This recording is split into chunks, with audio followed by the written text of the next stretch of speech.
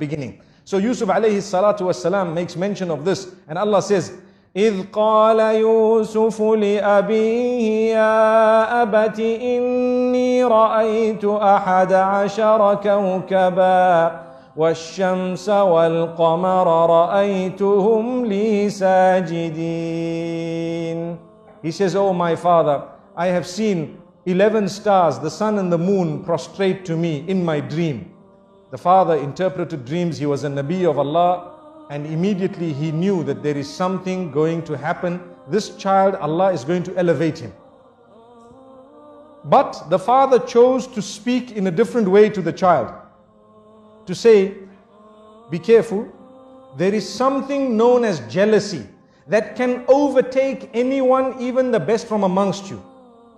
Something known as jealousy that can overtake even the best from amongst you. So be careful what you tell them. Do not relate this to your brothers. I want to stop for a moment and talk about Instagram and Facebook and your little profile pictures for 1 second. Everything that happens in your life, you take a nice picture of it and push it up. Doesn't it happen nowadays? Watch out, be careful. People are suffering and struggling. Why?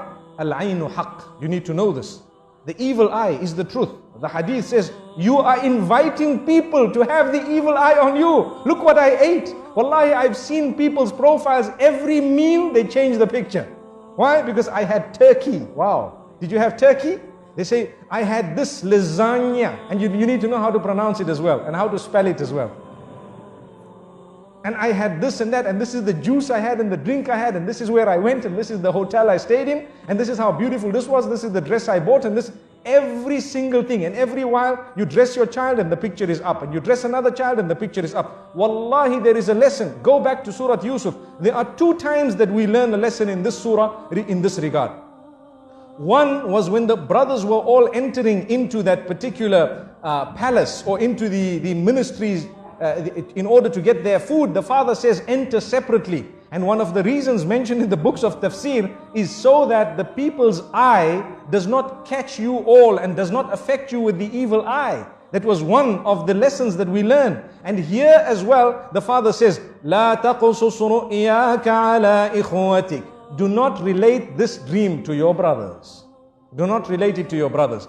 Why? Because they may plot against you. Out of what? It is clear, out of jealousy.